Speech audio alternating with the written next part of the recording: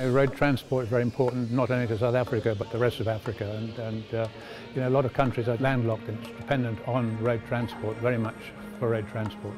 It being such a huge industry, it didn't really have its own mouthpiece before. So we've created Truckex, which started about 5 years ago as a conference, and it's evolved now into an exhibition and a conference.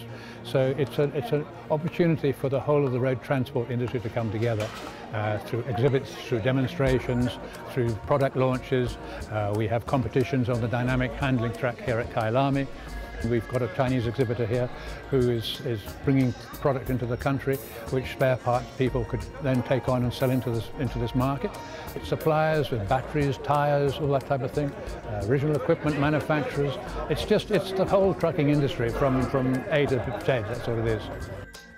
What really stood out at this year's Expo was the number of technological advances aimed at improving safety. Highlights included sensors that are mounted inside the tyres and which transmit information on tyre pressure and temperature to the driver via Bluetooth, as well as dash cams that employ face recognition technology to detect if a driver is sleeping behind the wheel or using a cell phone.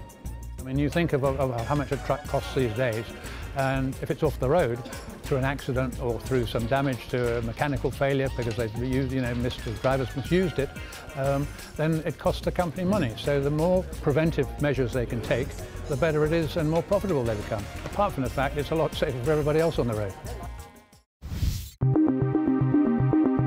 This week, the Ignition team got to sample the latest addition to Isuzu's long line of X-Rider models, and no prizes for guessing what it's called.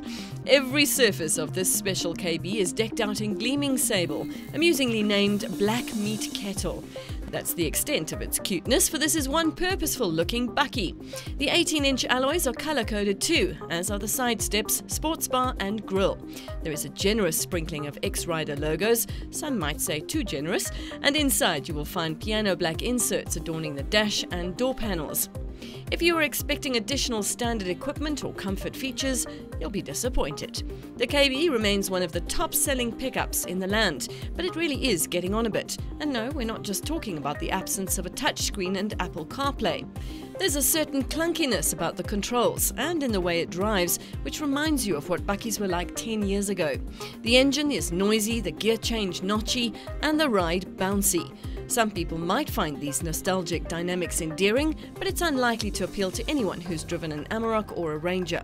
What do we think? Well, starting from 426,000 Rand for the 4x2 version, the Black Edition offers good value for money, and it comes with a contemporary 5-year 90,000 kilometer service plan. But in all honesty, if you're in the mood for a blast from the past, buy yourself a proper classic. Speaking of nostalgia, BMW recently introduced a range of upgrades to the world's favourite retro car. Most of the so-called upgrades change the way the Mini looks rather than the way it does things. For instance, all derivatives now come with full LED lights, with the tail lamps featuring a Union Jack-inspired design, just in case you didn't know where the car was built. You could argue that the original new Mini started the current wave of personalisation, and this refreshed model takes it to new heights. Everything, including the paddle lamps, can be personalised, and before you scoff at the naffness of it all, remember that the Jaguar E-Pace lights up possible obstacles with a Jaguar mum and her cub. Only the entry-level Mini 1 gets a new power plant, a 1.5 replacing the old 1.2, but all automatic derivatives now come with a 7-speed transmission. The latter is a great example of the Mini's ever-increasing sophistication. But fear not, as grown-up as it may be, the essential Mini driving experience remains intact.